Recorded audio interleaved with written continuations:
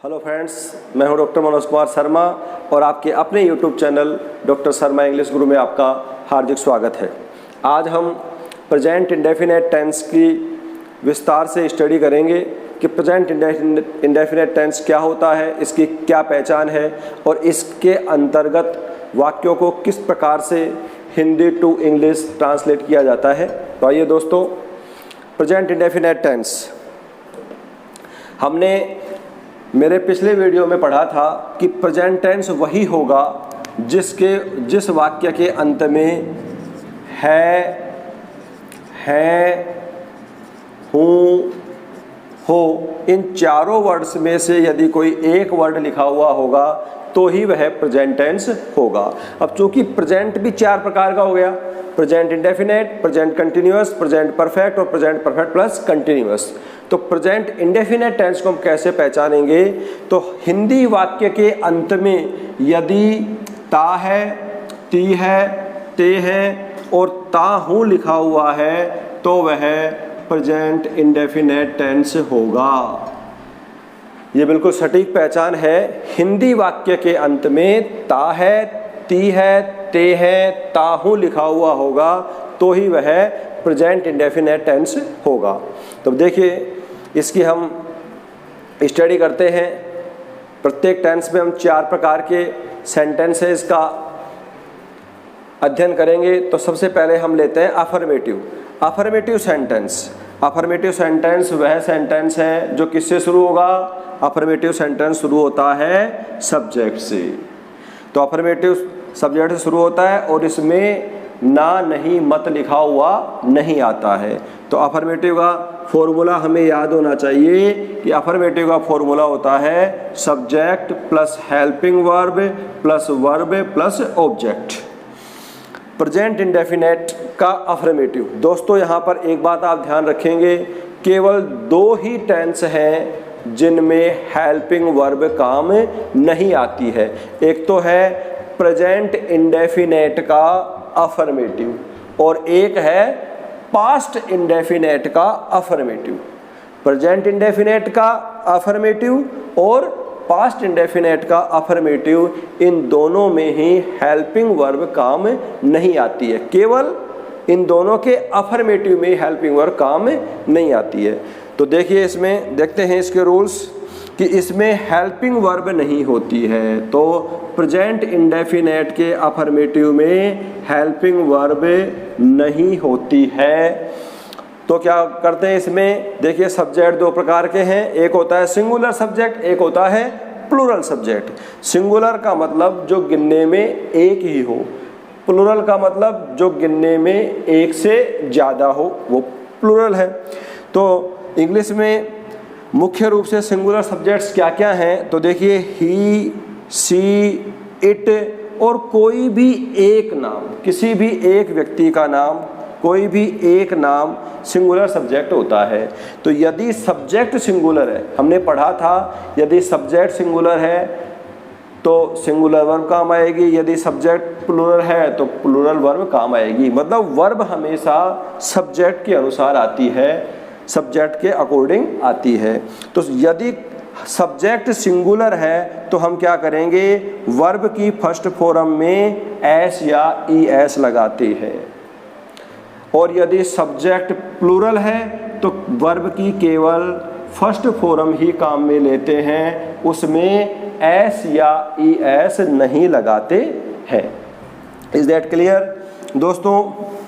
यदि subject singular है तो उसमें वर्ब की फर्स्ट फॉर्म में एस या ई एस लगाते हैं और यदि सब्जेक्ट प्लूरल है तो वहाँ पर केवल और केवल वर्ब की फर्स्ट फॉर्म ही काम आती है, उसमें एस या ई एस नहीं लगाते हैं। तो देखिए, इसमें ई एस किसके लगेगा?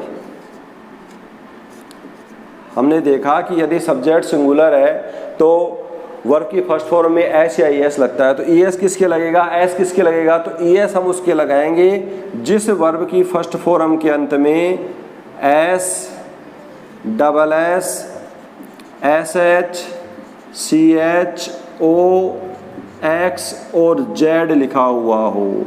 यदि वर्ब की फर्स्ट फॉर्म के अंत में S, double S, S H, C H, O, X या जेड लिखा हुआ हो तो वहां तो हम क्या लगाएंगे वर्ब की फर्स्ट फॉर्म में ई एस, अन्यथा क्या लगेगा, केवल एस लगेगा।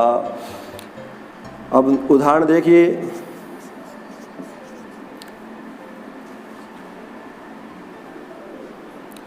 उदाहरण के माध्यम से इसे समझने का प्रयास करते हैं।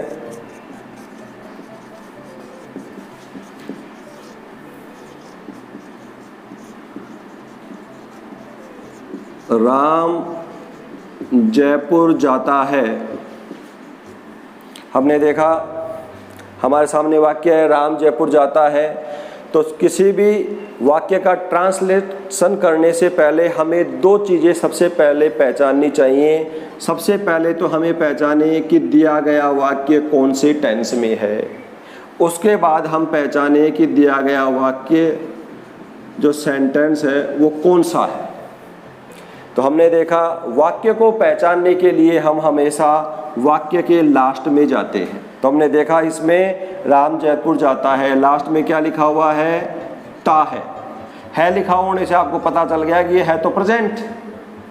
अब प्रेजेंट में कौन सा है, तो ता है। यदि वाक्य के अंत में ता है, ती है, ते है, ताहू लिखा हुआ है तो वह present tense, present indefinite tense है। तो ता है लिखा हुआ है, प्रेजेंट इंडेफिनेट टेंस हो गया।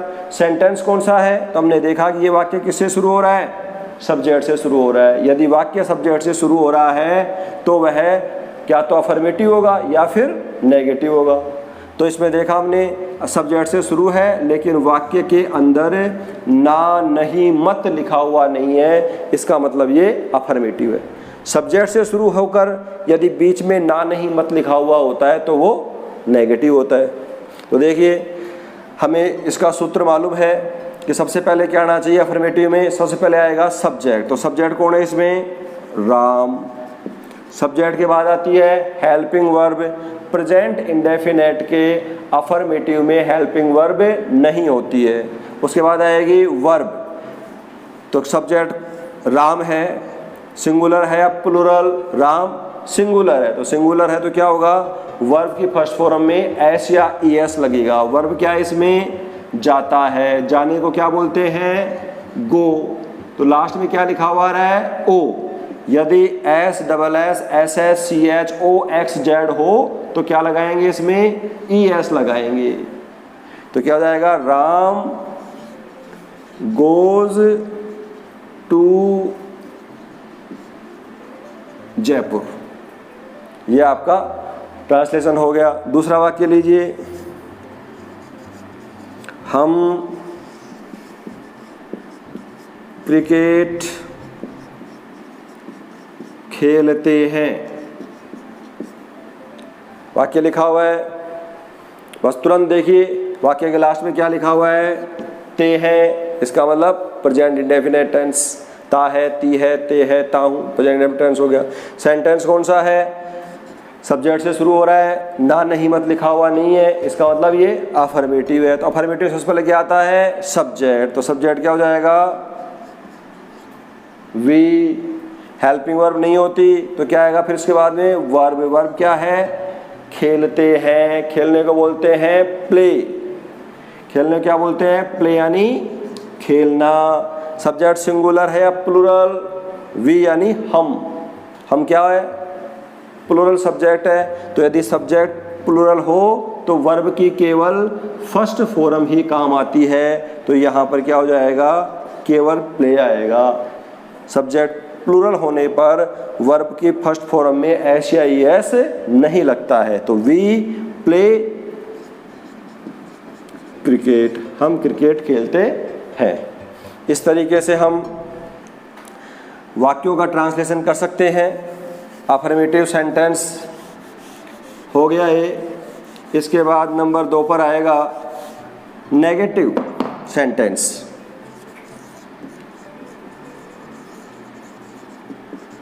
नेगेटिव सेंटेंस, नेगेटिव सेंटेंस का फॉर्मूला क्या है, सबसे पहले आएगा सब्जेक्ट, फिर हेल्पिंग वर्ब, फिर नोट, फिर वर्ब और लास्ट में ऑब्जेक्ट।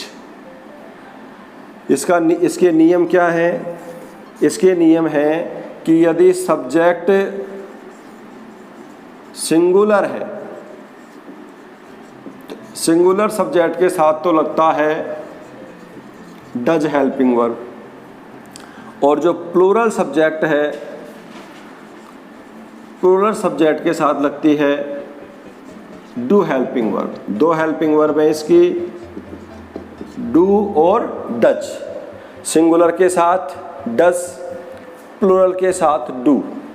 हमने पहले देखा था कि सिंगुलर सब्जेक्ट के साथ वर्ब की फर्स्ट फॉर्म में एस या ई एस लगता है। तो यहाँ देखिए डू, इसमें भी डू है, इसमें क्या लगा हुआ है? E S. तो पहचान की दृष्टि से अपन देख लेंगे ई एस किसके लगता है?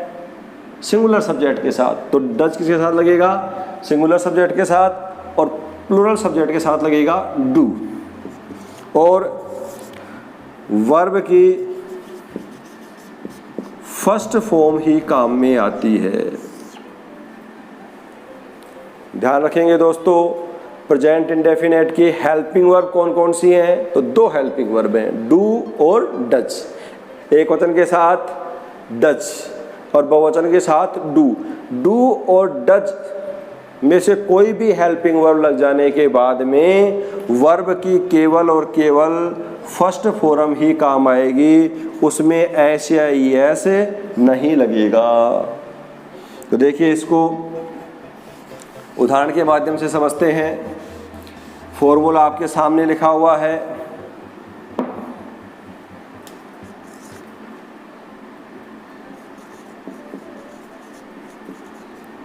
काकुल अंग्रेजी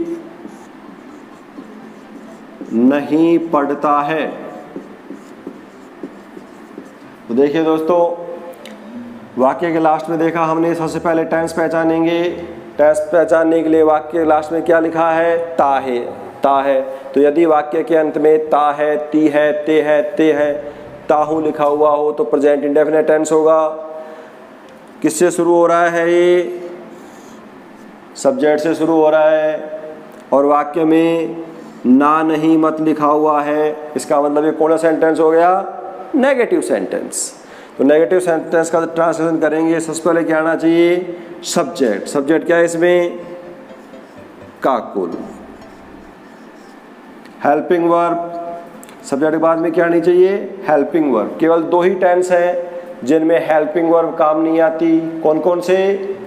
प्रेजेंट इंडेफिनेट का अफर्मेटिव और पास्ट इंडेफिनेट का अफर्मेटिव। बाकी सभी जगह हेल्पिंग वर्ब काम में आती है। तो प्रेजेंट इंडेफिनेट की हेल्पिंग वर्ब कौन कौन सी हैं? दो हेल्पिंग वर्ब हैं, डू और डज। एक वचन के साथ क्या लगता है? डज। बहुवचन के साथ डू। तो यहाँ काकुल सिंगुलर है या प्लूरल? एक है, तो क्या लगेगा? डज। तो काकुल डज, फिर आएगा नोट, फिर वर्ब। वर्ब है यहाँ पे पढ़ता है, पढ़ना, पढ़ने को बोलते हैं रीड। केवल वर्ब की फर्स्ट फॉर्म काम आएगी, उसमें एस या एस नहीं लगेगा। और फिर ऑब्जेक्ट हो गया इंग्लिश। तो translation, Kakul does not read English. दूसरा उदाहरण देखिए, वे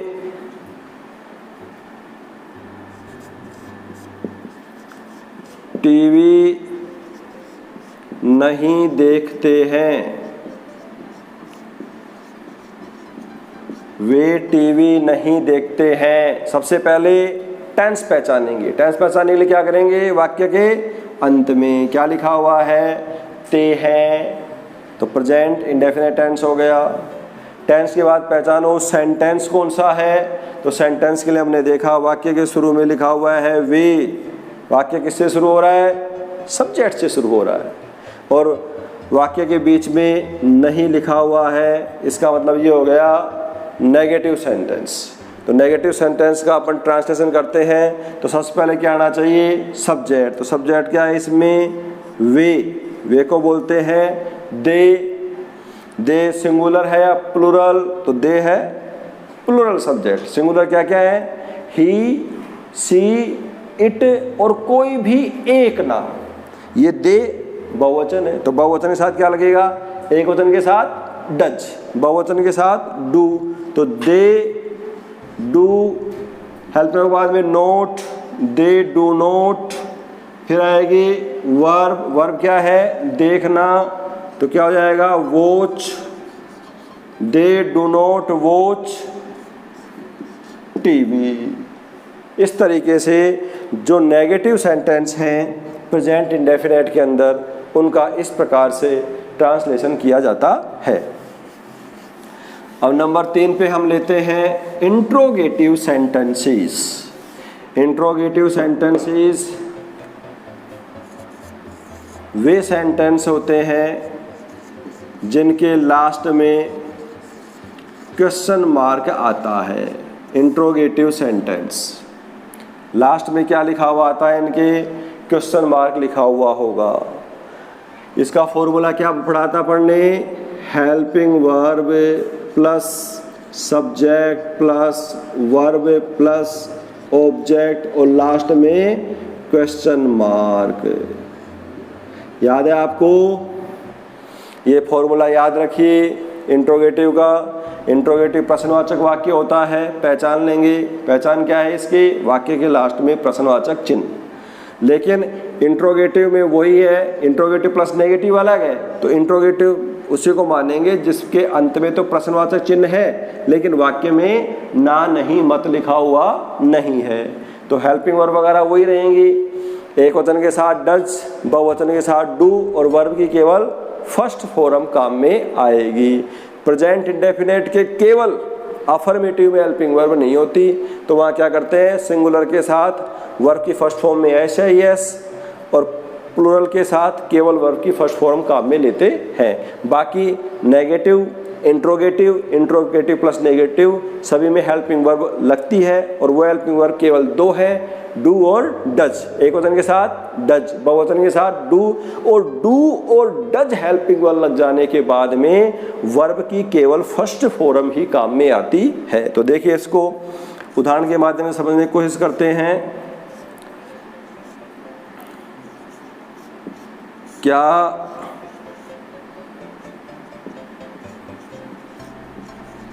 तुम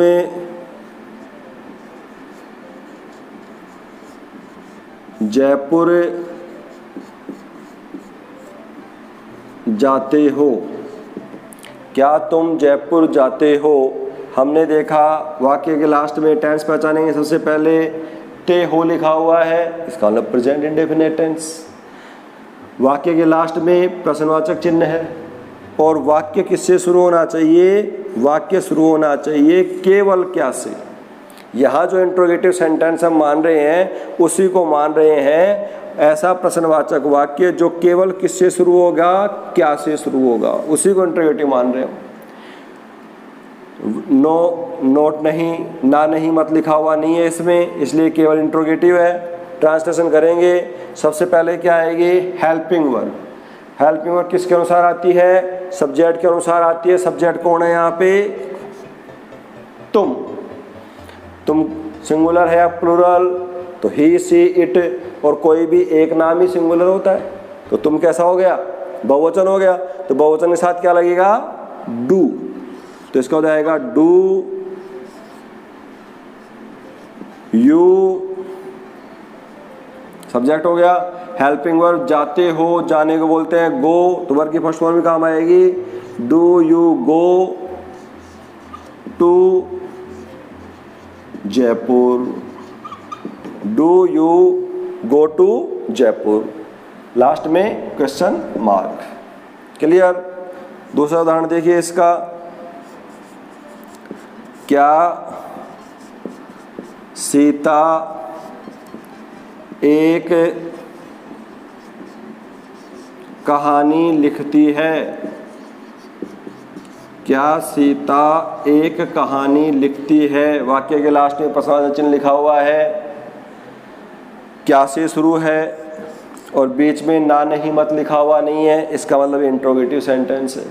टेंस कौन सा है, तो देखेंगे वाक्य के लास्ट में क्या लिखा हुआ है, ती है, ता है, ती है, ते है, सकता हूँ लिखा हुआ हो तो वह होता है प्रेजेंट इंडेफिनेट टेंस। तो प्रेजेंट इंडेफिनेट हो गया टेंस। सेंटेंस कौन सा हो गया? इंट्रोगेटिव। इंट्रोगेटिव के हिसाब से सबसे पहले क्या आनी चाहिए? हेल्पिंग वर्ब आनी चाहिए। तो हेल्पिंग वर्ब क्या आएगी? सब्जेक्ट कौन है इसमें? सीता। एक वचन है तो एक वचन के साथ क्या लगेगी? डज। तो डज सीता वर्ब लिखती है, लिखने को बोलते हैं राइट। वर्ब की फर्स्ट फॉर्म आई केवल, तो does Sita right a story. Does Sita right a story, ये आपका ट्रांसलेशन हो गया। फोर्थ सेंटेंस है इंट्रोगेटिव प्लस नेगेटिव।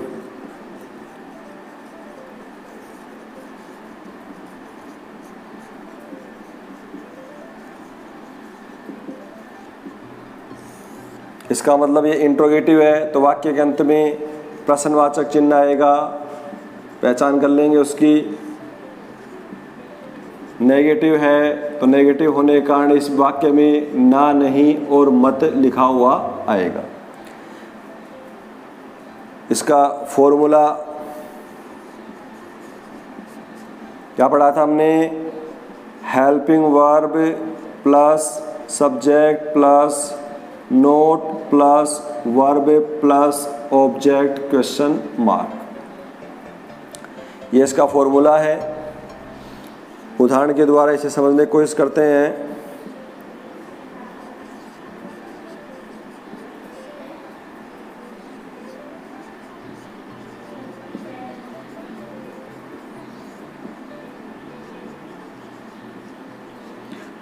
क्या तुम रोजाना स्कूल नहीं जाते हो?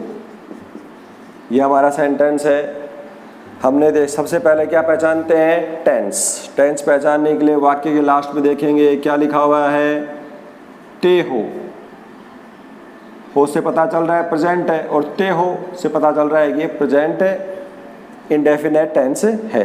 टेंस के बाद पहचानेंगे सेंटेंस। तो सेंटेंस देखा हमने, वाक्य के लास्ट में क्वेश्चन मार्क है, इसका मतलब ये इंट्रोगेटिव है।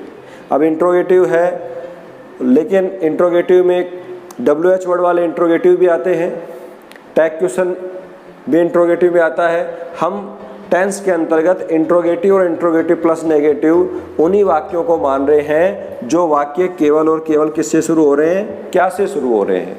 तो वाक्य क्या से शुरू हो रहा है, और वाक्य के बीच में ना, नहीं और मत लिखा हुआ है, नहीं लिखा हुआ है इसमें, इसका मतलब यह है वाक्य इंट्रोगेटिव प्लस नेगेटिव हो गया। इसका ट्रांसलेशन करेंगे हम।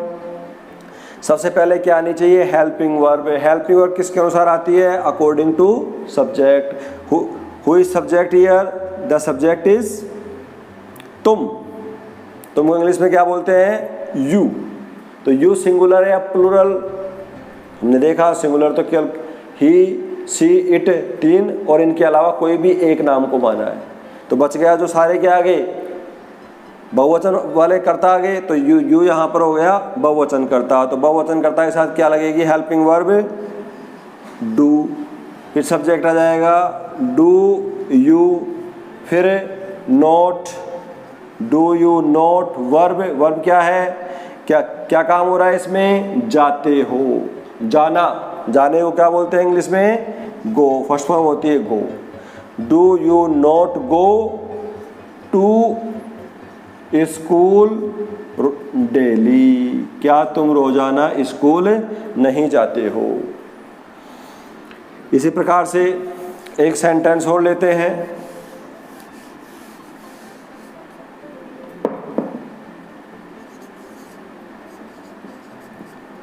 क्या राधा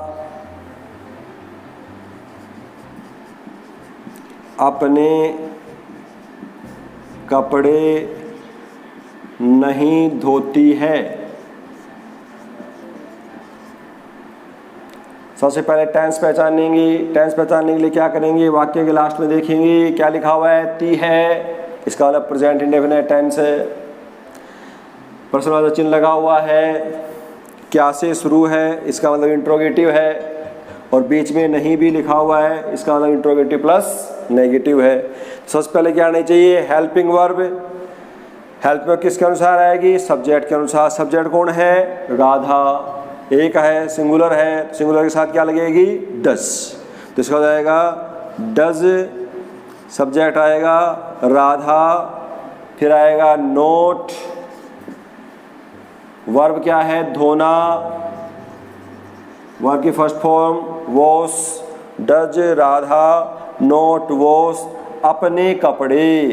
तो राधा है, स्त्रीलिंग है, इसलिए यहाँ पर क्या हो जाएगा, हर clothes. Does Radha note wash her clothes. Exercise के लिए ये 5 वाक्य हमने लिए हैं, 5 सेंटेंसेस। इनका इंग्लिश ट्रांसलेशन करने की हम कोशिश करते हैं। मैं घर जल्दी लौटता हूँ। तो देखिए दोस्तों, ट्रांसलेशन करने के लिए सबसे पहले हमें क्या पता होना चाहिए, कौन सा टेंस है। सबसे पहले टेंस का पता करो, और टेंस के बाद में सेंटेंस का पता करो। तो वाक्य के लास्ट में हमने देखा ताहू लिखा हुआ है, इसका मतलब ये प्रेजेंट इंडेफिनेट टेंस है। वाक्य किससे शुरू हो रहा है, सब्जेक्ट से शुरू हो रहा है। मैं सब्जेक्ट है, सब्जेक्ट शुरू हो रहा है, और वाक्य में ना नहीं मत लिखा हुआ नहीं है। तो कौन सा सेंटेंस हो गया ये, अफर्मेटिव। अफर्मेटिव में सबसे पहले क्या आता है, सब्जेक्ट। सब्जेक्ट हो जाएगा आई। प्रेजेंट इंडेफिनेट के अफर्मेटिव में हेल्पिंग वर्ब नहीं होती है, तो हेल्पिंग वर्ब यहाँ नहीं आएगी, ध्यान रखेंगे।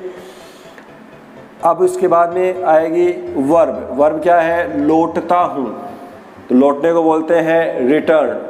यदि सब्जेक्ट सिंगुलर है तो वर्ब की फर्स्ट फॉर्म में ऐसे ही एस लगता है, और सब्जेक्ट सिंगुलर प्लूरल है तो वर्ब की केवल फर्स्ट फॉर्म काम आती है। तो आई यहाँ पे प्लूरल सब्जेक्ट है, तो यहाँ पे वर्ब की फर्स्ट फॉर्म हो जाएगी आई रिटर्न घर, आई रिटर्न होम जल्दी, अर्ली, आई रिटर्न होम अर्ली। दूसरा वाक्य, राम मेरी तरफ नहीं देखता है। वाक्य के लास्ट में लिखा है ता है, इसका मतलब प्रेजेंट इंडेफिनेट टेंस, सब्जेक्ट से शुरू है, और वाक्य में नहीं भी लिखा हुआ है। इसका मतलब कौन सा सेंटेंस हो गया, ये नेगेटिव सेंटेंस हो गया। नेगेटिव में हेल्पिंग वर्ब होती हैं डू और डज।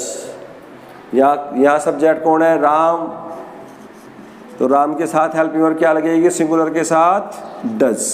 राम डज नॉट, देखना, देखने को बोलते हैं look. Ram does not look मेरी तरफ at me. Ram does not look at me.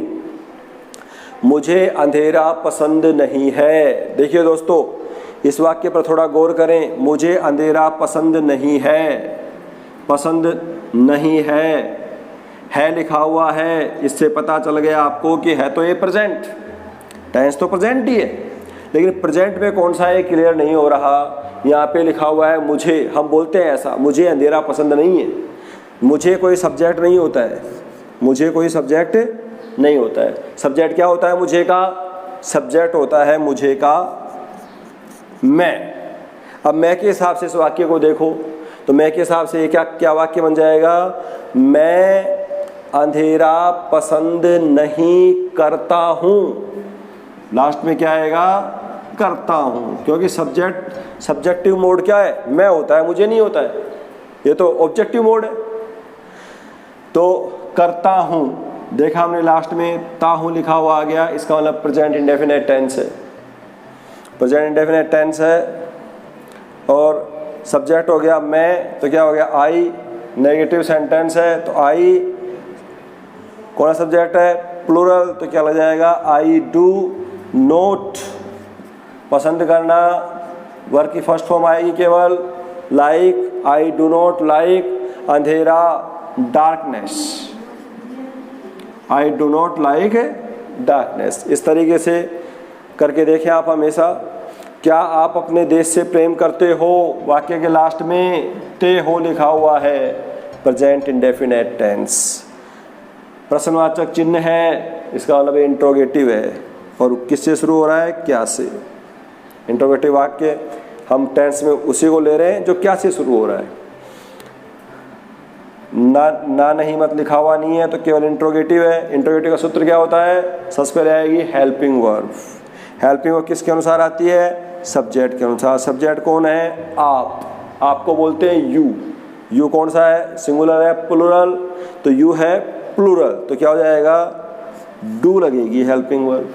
Subject हो जाएगा you, do you, helping verb plus subject plus verb. Verb क्या है? प्रेम करते हो, लव। वर्ब की first form, do you love अपने देश से। तो सब्जेक्ट यू है तो यू के लिए अपना क्या हो जाएगा? Your. Do you love your country? Do you love your country? क्या पिता अपने बच्चों को लाड प्यार नहीं करते हैं? ते हैं, प्रेजेंट इंडेफिनेट टेंस। वाक्य के लास्ट में प्रश्नवाचक चिन्ह है, क्या से शुरू है, मतलब इंट्रोगेटिव है, नहीं भी लगा हुआ है तो इंट्रोगेटिव प्लस नेगेटिव है। सब्जेक्ट कौन है? क्या पिता। कौन प्यार नहीं करता? पिता प्यार नहीं करता, तो सब्जेक्ट हो गया पिता। सिंगुलर है फादर, तो सिंगुलर के साथ लगेगा does. Does father helping verb plus subject plus note. Does father note लाड प्यार नहीं करते हैं? लाड प्यार करना, मोली कोडल, MOLLYCODDLE। Does father not mollycoddle his children? तो दोस्तों इस प्रकार से आपको ज़्यादा से ज़्यादा एक्सरसाइज करनी है। ये हमारा प्रेजेंट इंडेफिनेट टेंस कंप्लीट हो गया है और इसको पॉइंट वाइज हम अपने नेक्स्ट वीडियो में और क्लियर करेंगे। मैं आशा करता हूँ आपको ये वीडियो पसंद आया होगा, अतः इसको आप लाइक एंड शेयर करें और अंत में बेल आइकन अवश्य प्रेस करें जिससे कि मेरे लेटेस्ट अपडेट्स आपको प्राप्त हो सकें। Thank you.